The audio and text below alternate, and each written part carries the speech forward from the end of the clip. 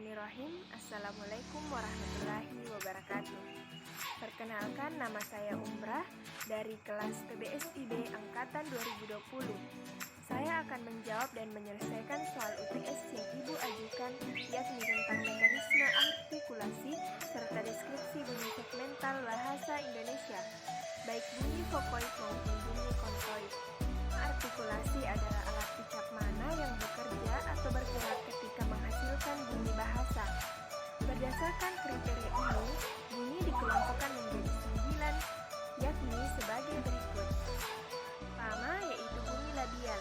Bunyi labial yaitu bunyi yang dihasilkan oleh keterlibatan bibir atau labium bawah dan bibir atau labium atas. Misalnya bunyi P, D, M, dan W. Yang kedua adalah bunyi labiodental, yaitu bunyi yang dihasilkan oleh keterlibatan bibir atau labium bawah dengan gigi atau dentum atas. Misalnya bunyi F dan bunyi V. Yang ketiga adalah bunyi apikodental, yaitu bunyi yang dihasilkan oleh keterlibatan lidah atau apex dan gigi atau dentum atas.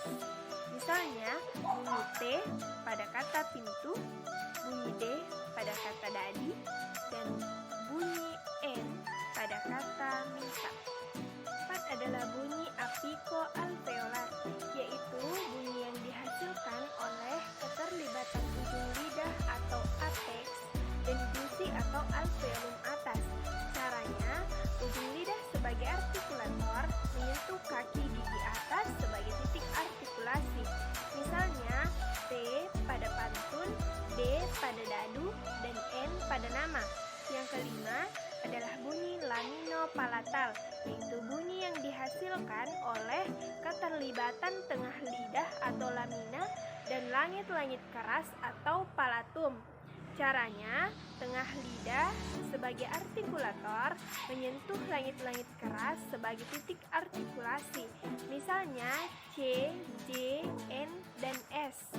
Yang keenam adalah bunyi dorsovelar, yaitu bunyi yang dihasilkan oleh keterlibatan pangkal lidah atau dorsum dan langit-langit lunak atau velum.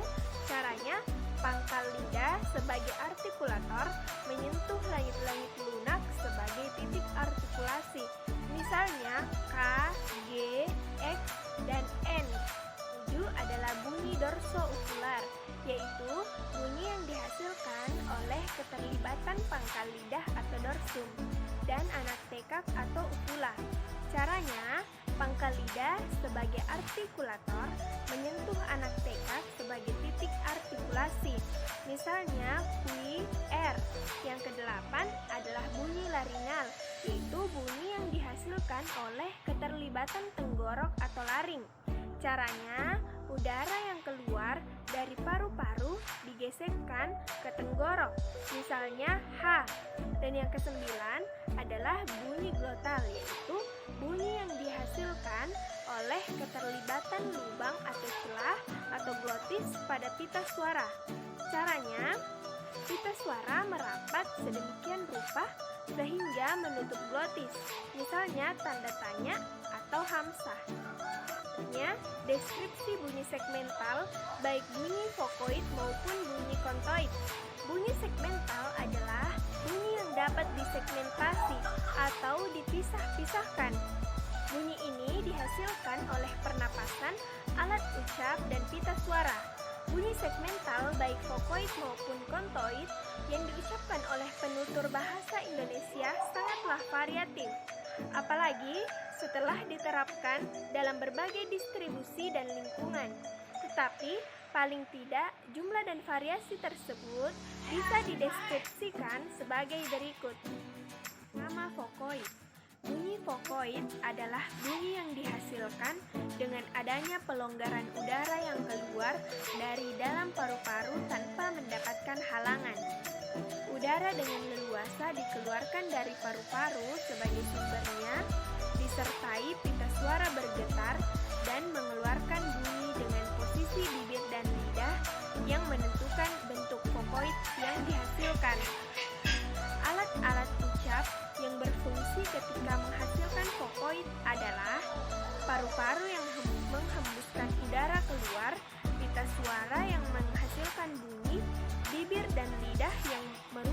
posisi dalam membentuk vokoid-vokoid yang berbeda. Bunyi vokoid terdapat bunyi dan ciri-cirinya, antara lain: 1. Bunyi I dengan ciri-ciri tinggi, depan, tak bulat. Contoh katanya bila. Yang kedua, bunyi I dengan ciri-ciri agak tinggi, tak bulat. Contoh katanya adik. Yang ketiga, bunyi E dengan ciri-ciri tengah, depan, tak bulat. Contoh katanya ide.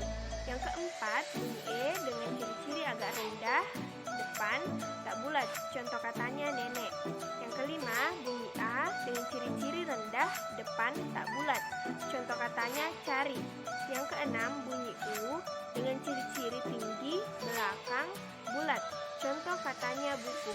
Yang ketujuh, bunyi U dengan ciri-ciri agak tinggi, belakang, bulat.